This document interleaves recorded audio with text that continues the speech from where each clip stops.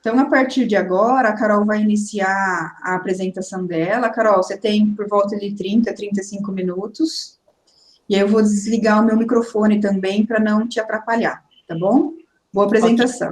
Okay. Vou colocar aqui. Obrigada.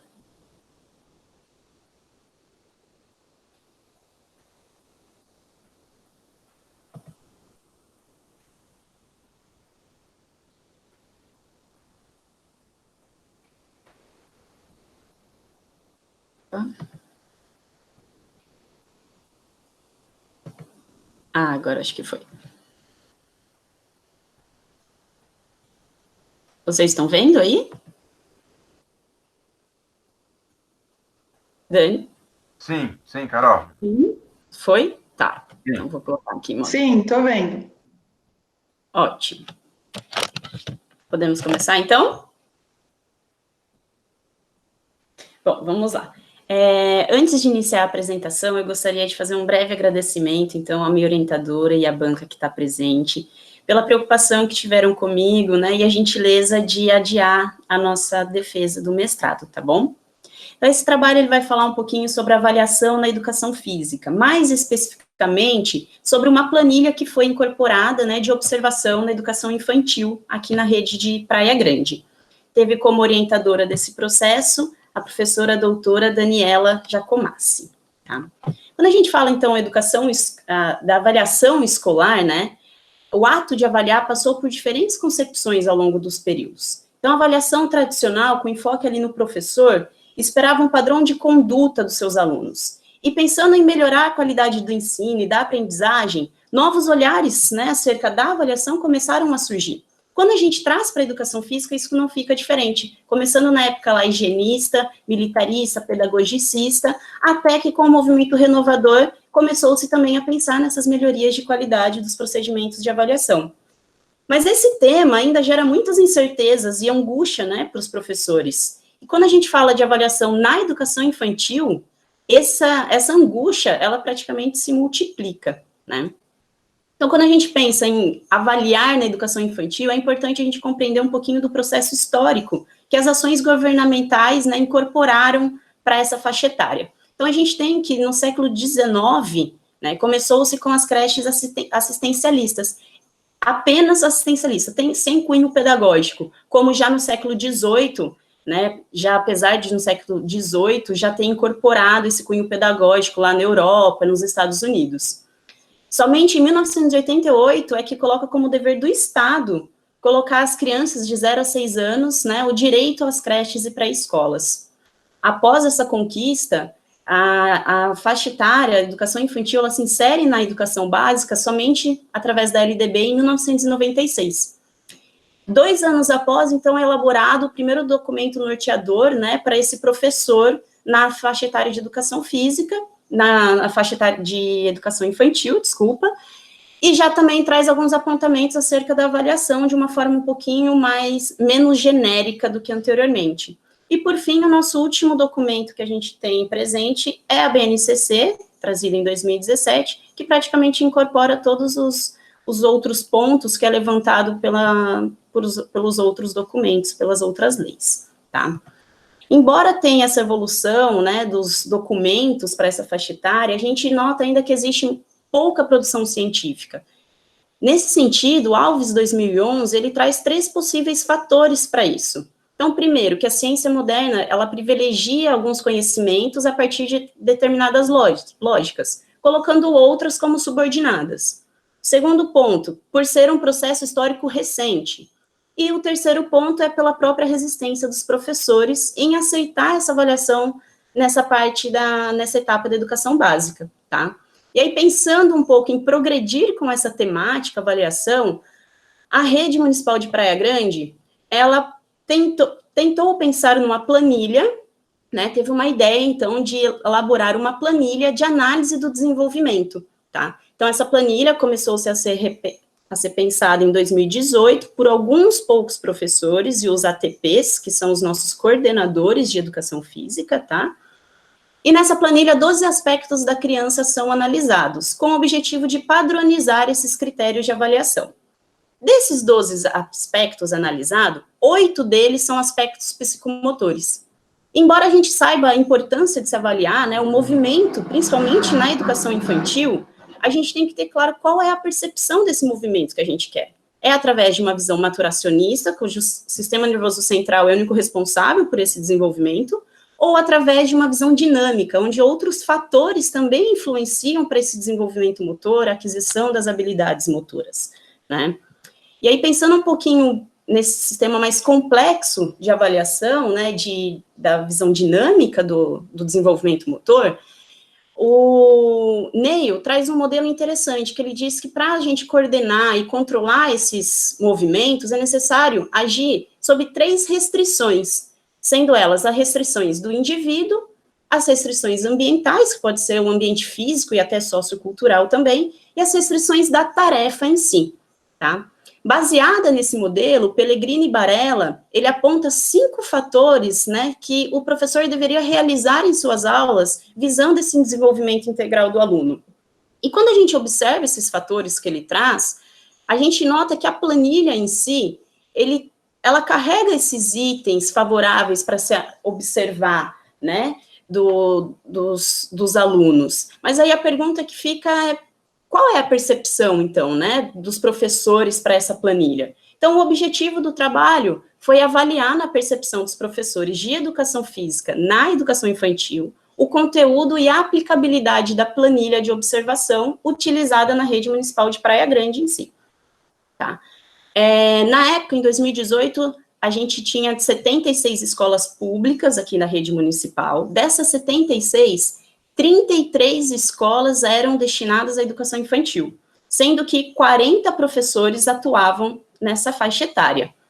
Em reunião pedagógica, onde foi explicado sobre a pesquisa, 26 desses 40 professores se disponibilizaram em participar da pesquisa e assinaram o termo de consentimento livre e esclarecido. Então, inicialmente, a gente tinha uma adesão de 65%. Mas, como foi enviado através da plataforma Google Forms, a gente notou que apenas 21 professores devolveram esse questionário, né, as respostas desse questionário, registrando, então, aí um percentual de 52,5%, tá?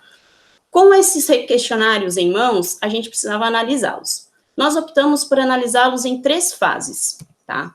Então, primeiramente, foi feita uma descrição nesses dados, tá? Que é para trazer para o leitor um pouquinho sobre o perfil deles e o cenário dessa pesquisa. A segunda fase, a gente pegou as respostas fechadas, né? Das perguntas fechadas desse questionário e realizamos a análise de cluster para verificar quais elementos, né, nessas respostas, quais elementos eram comuns entre alguns grupos e heterogêneos entre eles também, tá? E, por fim, a gente realizou as categorias de análise de Gomes 2002 para as respostas atribuídas abertas, né, onde eles puderam se expressar e escrever sobre as questões. Então, a primeira etapa eu não vou trazer aqui para vocês, porque por ser uma análise mais descritiva mesmo, tá? Então, a gente já vai pular para a segunda etapa. Nesse estudo especificamente, a gente fez 8 análises diferentes, tá? Por quê? Pela especificidade das perguntas que continham o questionário. Então, a primeira análise, a gente fez para analisar, né, a caracterização dos professores, tá? Para essa etapa, para esse cluster, 5 perguntas foram analisadas, que eu trago aqui abaixo para vocês, tá? Então, ao gerar as respostas, né, ao cruzar as respostas dessas 5 perguntas, a gente identificou 3 clusters diferentes que caracterizavam esses professores. Dentre eles, os favoráveis à planilha sem ter dificuldade de aplicação, os favoráveis à planilha também, porém com dificuldade de aplicação, e também os professores que eram mais resistentes a essa planilha, tá? As outras 7 análises que foram realizadas foi para verificar os itens específicos da planilha, os critérios que contém nessa planilha, tá? Para tanto, os professores puderam se basear perante 4 perguntas em cada um desses critérios, tá? Então, como foi realizada várias análises, também nós obtivemos diferentes clusters para cada um deste critério. Então, para facilitar a leitura desses dados, a gente organizou, tá, todos esses clusters em 4 categorias, que são a categoria A, adequado, com pequenos ajustes ou até sem modificações. A categoria B, adequado, porém com mais modificações. A categoria C, pouco adequado, com extensas modificações. E a categoria D, que acham o critério inadequado a ponto de ser excluído, tá? Os dados gerados, então, nessa etapa da análise, subsidiaram também as discussões, tá? Nas categorias de análise, nas respostas abertas que nós avaliamos, tá bom? Então, no eixo, nesse estudo, a gente elaborou 3 categorias. No eixo conteúdo da planilha, a gente presenciou a categoria relevância dos critérios, tá? E no eixo aplicabilidade da planilha, 2 categorias foram elaboradas. A relevância da planilha na avaliação e a necessidade de capacitação sobre avaliação na educação física. Todas essas subcategorias que eu trago ao lado, elas ficaram de forma incorporada ali na discussão. Então, a gente buscou passar por todas essas subcategorias ali durante o diálogo, tá? Então, a primeira categoria, a relevância dos critérios, a gente vai fazer uma análise um pouquinho mais detalhada de cada critério em si, tá? Então, o primeiro que eu trago para vocês, enfrenta desafios. Essas perguntas que eu coloco sempre à frente ou abaixo, vocês vão ver depois, são as perguntas distribuídas no material de apoio, que eu vou falar um pouquinho dele mais tarde para vocês, tá bom? Que é para nortear, basear o olhar do professor para cada uma desses apontamentos, tá bom? A análise de cluster, dessa categoria, desse critério, enfrenta desafios, foram gerados 3 perfis diferentes. Então, como a gente pode perceber, o perfil A é o perfil A, que foi a maioria dos professores que responderam, tá? Então, dando para a gente aí que teve uma grande aceitação por parte dos professores dessa categoria. Em específico aqui nela, não houve nenhuma contribuição específica, né? Então, nenhum dos professores registrou ali uma resposta aberta, alguma sugestão para essa categoria. E aí, buscando um embasamento teórico para ela, para investigar, né, a sua credibilidade, a sua importância, a gente observou que o fator motivacional do aluno está muito relacionado a essa categoria. Então, esses autores que eu trago aqui para vocês, eles defendem a ideia que o professor ele tem, né, que a importância de se olhar para o fator motivacional do aluno para ver se realmente eles enfrenta aquele desafio, se ele realiza aquela atividade, tá? Então, pensando nessa importância atribuída a esse fator, a gente traz como sugestão agregar, né, algum fator motivacional, até mesmo alterar a nomenclatura, para deixar mais explícito para o professor nesse sentido, tá? As próximas categorias, socializa com os colegas e mantém atitude positivas com os colegas. No texto e aqui na apresentação, a gente traz de forma conjunta para vocês, porque ambos tratam-se do relacionamento interpessoal em si, tá? Mas a gente deixa registrado a importância de mantê-los separados na planilha, tá? Que é justamente para trazer mais elementos que para nortear, para basear ali, né, a verdadeira problemática dessa relação que a criança apresenta, tá bom? Então, os clusters gerados, a gente presencia que no Socializa com os Colegas, por exemplo, 20 dos 21 professores, né, acham o perfil adequado, sem grandes modificações, e apenas um pede para excluí-lo. E no Mantém Atitudes Positivas com os Colegas, também registra aí grande aceitação dos professores, né, sendo aí 17 professores no perfil A e 7 professores no perfil B, que fala é adequado com pouquinhas modificações. As respostas que eles trouxeram, né, as sugestões para essa categoria foram: a primeira, socializar pode ter diferenças. Às vezes, socializa apenas com um pequeno grupo, às vezes a criança é introvertida. É importante estabelecer critérios mais claros, né? E aí, nesse sentido, eu trago uma fala do Barbosa, 2007, que ele fala que socialização é algo que se faz junto. Então, independentemente se a criança se interage com um ou com mais, ou se ela é introvertida, faz-se necessário, né, que o professor observe essa relação, tá? Mas sempre tendo o cuidado de considerar a cultura infantil, né, o universo infantil, para não ter aquele olhar disciplinador do adulto em si. Então, a gente tem que ter esse cuidado, né, as formas de socializar da criança por meio do movimento, do lúdico, desse universo infantil, tá? O outro apontamento que é trazido por um professor é: sugira uma amplidão maior a este item. A justificativa de um mau desempenho neste item se dá por questões socioafetivas, entendendo a necessidade de uma maior relação entre questões socioafetivas e desenvolvimento cognitivo-motor. Nesse mesmo sentido, eu trago 2 estudos do Saladini Lima e do Silva 2009, que eles também, né, justificam e consideram importante, né, os aspectos biológicos, intelectuais, culturais, sociais, afetivos e morais nas suas relações, né? Então, é um ponto que o professor tocou importante, que, né, é necessário abrir o diálogo nesse sentido também aqui na rede. E o único professor que pediu para tirar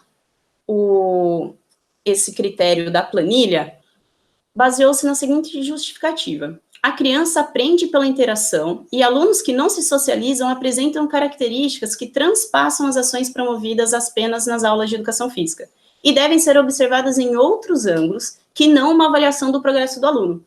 Então, assim, eu trago aqui também uma fala do Saladini Lima, que ele fala que a socialização deveria percorrer todo o currículo de maneira transversal para aprender as habilidades sociais. Então, a gente tem que ter, né, como perspectiva que o papel do professor não é mais o de transmitir conteúdos apenas, né? A gente também tem, nosso papel trabalhar com essas habilidades sociais, e mais especificamente ainda na educação física, pela especificidade dela em si, tá bom? Os outros 2 critérios, então: compreende as orientações propostas e executa as atividades propostas. Eu trago também, então, as perguntas, né, que norteiam o olhar do professor, do material de apoio, e a gente percebe também que esses 2 critérios, eles tiveram grande aceitação dos professores, com um pouquinho mais de ressalvas, né? A gente tem aqui 6 professores somando as 2 categorias, que acredita ser pouco adequado, que precisa de bastante modificações. E aí eu trago uma fala de cada critério para a gente analisar de forma conjunta, porque a gente observou uma necessidade de incorporação dos 2, tá? Então, a primeira fala: executa, mas de que forma? Apenas participa ou há intenção na execução? E a outra fala do critério de compreende as orientações. A compreensão do aluno é um item conceitual importante. É necessário mais clareza nos critérios de avaliação. E quando a gente olha para o estudo, por exemplo, da Dari, do 2012, ela fala bastante sobre essa relação do saber, do conhecimento, do saber fazer com o fazer, né? O quanto um implica, né, o outro. E o que define a aprendizagem não é o conhecimento que se tem de conteúdo, mas como o domínio ou transferi-lo ali para a prática, né?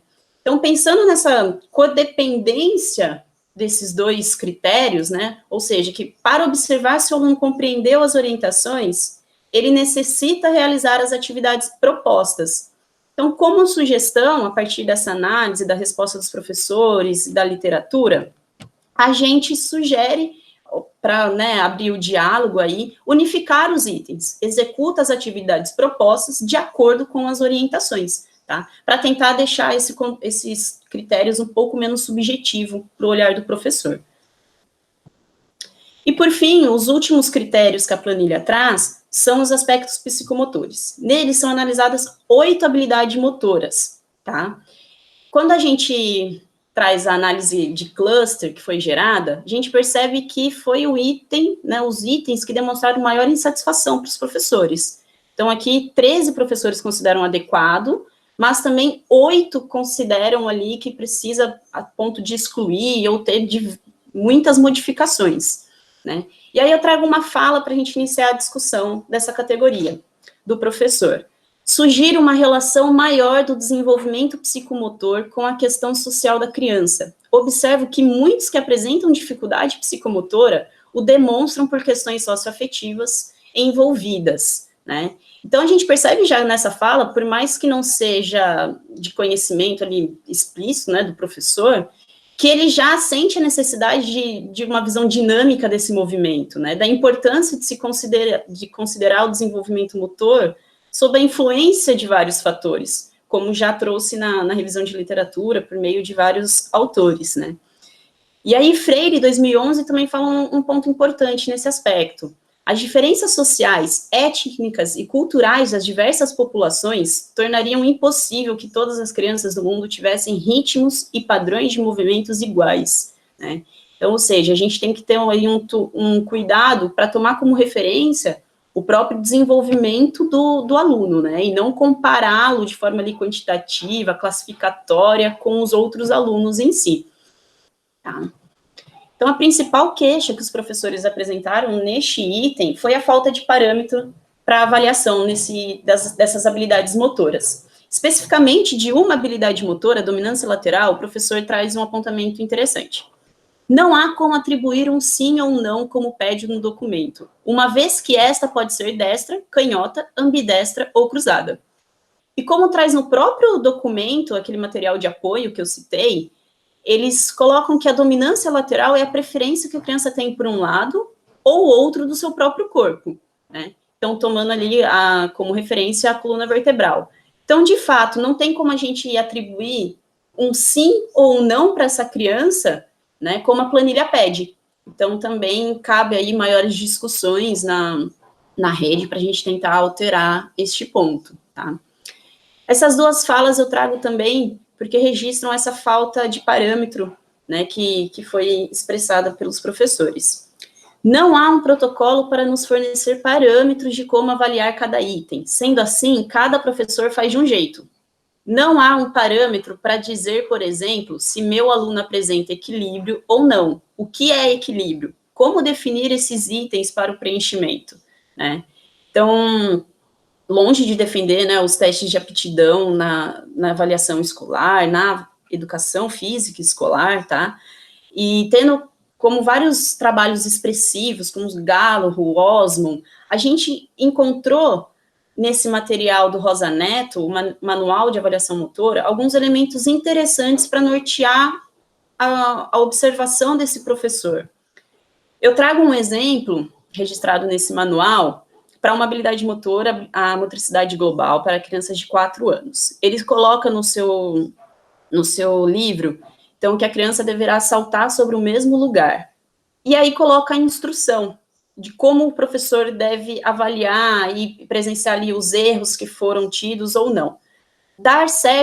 Por exemplo, dar 7 ou 8 saltos sucessivamente sobre o mesmo lugar com as pernas um pouco flexionadas. Os erros, né, que seriam ali desse movimento. Os movimentos não serem simultâneos de ambas as pernas, a criança cair sobre os calcanhares, tá? Então, como eu disse, longe de defender os testes de aptidão, de mecanizar esse processo, né? Mas a gente tem que ter claro também que os testes de desempenho de habilidades, como fala Beth Zuliani, eles só são condenáveis se utilizados como único instrumento ou se tiverem descontextualizado do teu programa, né, do seu objetivo de ensino que você programou, que você planejou em si, tá bom? Então, acho que a gente tem que ter um pouquinho essa clareza, né, e abrir esse diálogo também para a rede, para a gente discutir. Então, a gente vai para a segunda categoria formada, que é a relevância da planilha na avaliação. Então, eu já trago logo de cara um questionamento que eu achei, né, essencial para esse início. Seria mesmo necessário uma planilha para a educação infantil?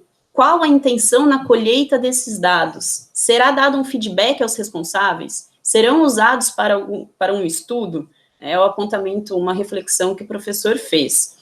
E aí, quando a gente pensa, né, dessa planilha, dessa sistematização na avaliação, Beth Zuliani traz alguns apontamentos interessantes. A educação física, pela sua especificidade, né, para tratar ali o movimento e tudo mais, ela permite que a avaliação dos aspectos informais seja realizada, como o interesse, o comportamento, a capacidade no geral, tá?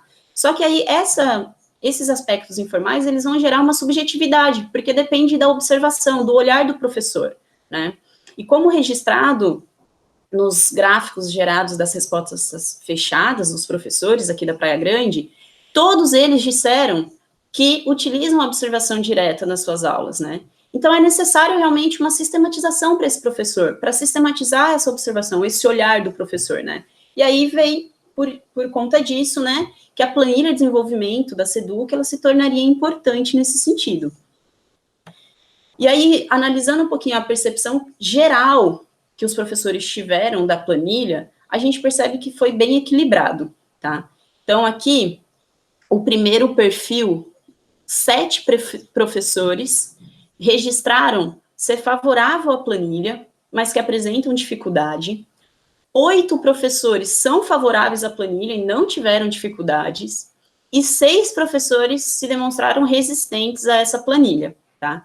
Ao tentar identificar a possível causa, né, que colocaram eles nesses perfis, a gente cruzou alguns dados e a gente percebeu que não teve tanta diferença assim entre eles, tá? O grupo que mais destoou foi o grupo resistente à planilha, que apresentou uma média de idade menor, a formação, né, o ano de formação mais recente, 2009, uma média, e teve o percentual menor com preferência de atuação na educação infantil, tá? Então, esses dados foram, os resistentes foram que realmente mais destoaram aí, nesse sentido, dessa percepção da planilha, tá? E ao trazer as questões que eles sugeriram, né, que eles refletiram sobre essa planilha, a gente percebe que as falas positivas a elas realmente estão relacionadas aos perfis de favorável à planilha sem dificuldade. Entretanto, as respostas que foram mais negativas, elas também foram relacionadas aos perfis que apresentaram mais dificuldade, que são mais resistentes, tá? Então, aqui as falas mais positivas que eu trouxe para vocês. Padroniza a forma de avaliação dos alunos do município, tá? Abrange os principais aspectos da formação integral dos alunos. E as falas mais negativas. Não deve ter esse olhar como avaliação.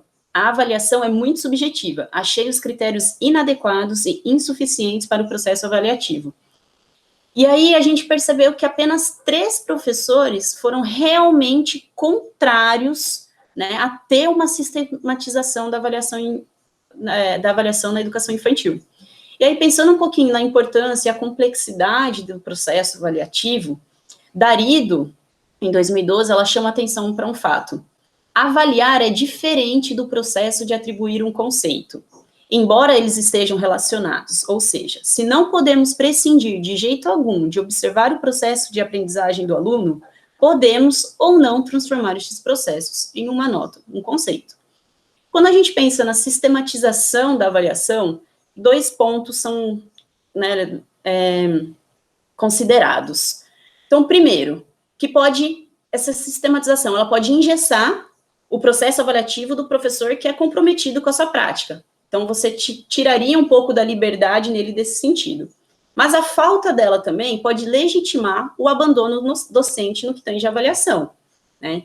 Então, nesse sentido, é importante a gente unir esses 2 fatores, né, para garantir que seja feita uma avaliação e que ela seja o mais coerente possível, a fim de assegurar e minimizar as problemáticas geradas pela sua inflexibilidade, né?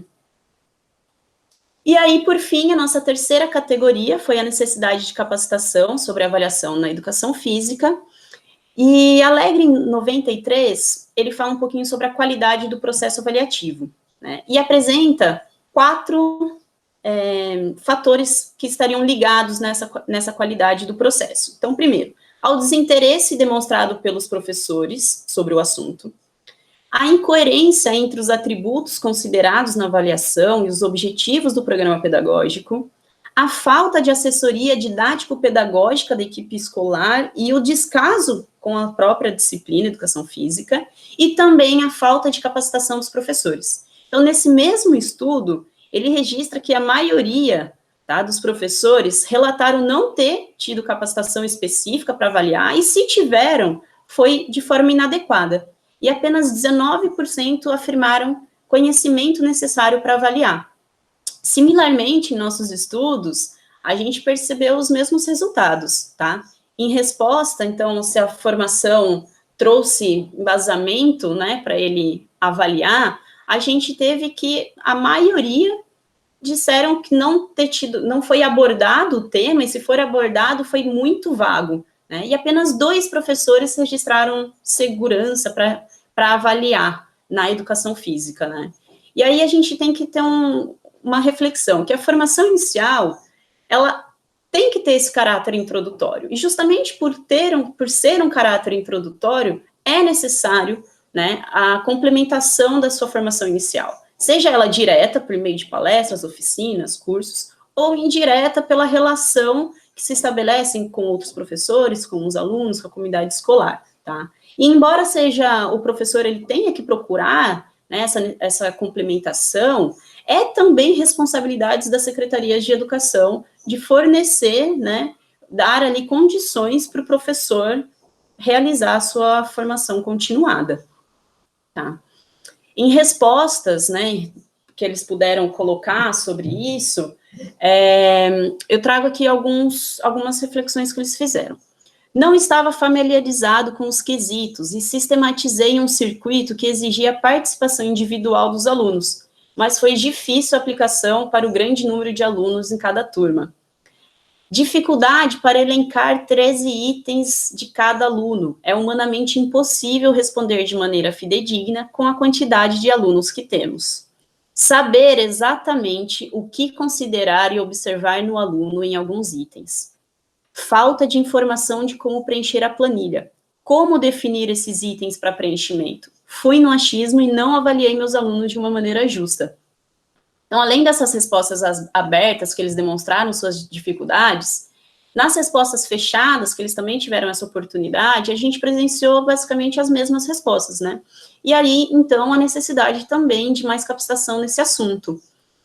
E como forma de minimizar essas dificuldades, a prefeitura até chegou a criar um material de apoio aos professores, né? Mas os 2 apontamentos que foram trazidos nesse sentido foram o seguinte: acredito que haja necessidade de um material de apoio, porém, antes da sua elaboração, a planilha de avaliação também tem que ser reajustada. Não tive contato com o referido material. Então, embora talvez eles buscaram, né, criar um documento para nortear o olhar do professor, né, para trazer uma capacitação maior ali na hora de avaliar, talvez ela não tenha realmente agido como o esperado, né? E seja necessário pensar em estratégias para que esse material realmente cumpra com o seu objetivo, né, de capacitar melhor ali o professor, tá? E aí, tendo em conta, né, essas dificuldades apresentadas, o Smalley, em 2010, ele traz alguns apontamentos interessantes para a gente refletir. Ele fala que o ato de observar, né, essa observação, ela já se inicia lá no planejamento, né, com as determinadas perguntas: o que ensino, por que ensino, o que meus alunos podem aprender com isso, que é para justamente guiar o olhar do professor para lá na frente, para quais conceitos, habilidades que ele espera observar nos seus alunos. Na observação em si, ele tem ali que coletar esses indícios, os sinais que apontam o seu trajeto, tá? Não precisa ser nada muito de forma complexa, mas reduzir em pequenos grupos, coletar alguns pontos que achou interessante na aula, anotar, né, de uma forma mais simples mesmo, mas que consiga basear esse olhar do professor. E, por fim, a avaliação, esses registros, eles devem permitir traçar um panorama do processo de aprendizagem dos alunos. Então, a gente tem que ter esse objetivo como avaliação em si. Ou seja, né, é necessário que o professor tenha uma visão clara dos fundamentos de sua área de conhecimento, daquilo que é nuclear no projeto que desenvolve, dos critérios que norteiam seu trabalho, dos pontos importantes de sua ação didática e dos indicadores daquilo que o professor valoriza e pretende ver desenvolvidos em seus alunos, né? Então, com isso, eu encerro as nossas categorias do trabalho e trago algumas considerações finais do trabalho, tá? Então, assim, como todo estudo acadêmico, né, tem as suas limitações, esse também não deixaria de ter. Então, eu não venho com o intuito de determinar o que é certo, o que é errado, mas sim de dialogar sobre as fragilidades e as potencialidades que os professores demonstraram dessa planilha e também da literatura, tá?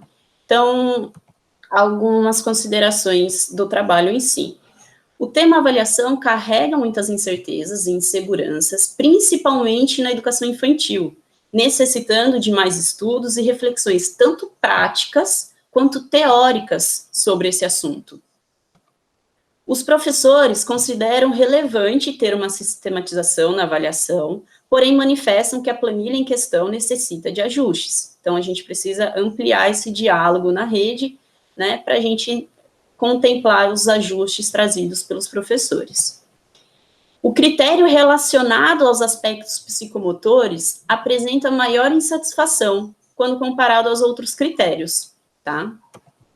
E, por fim, esse estudo me acrescentou muito quanto professora, pois permitiu uma reflexão sobre os conteúdos, né, relacionados a essa planilha, tanto pela literatura quanto pela opinião dos professores, tá?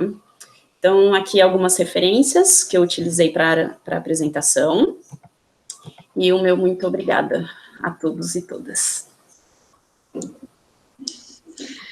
Obrigada, Carol.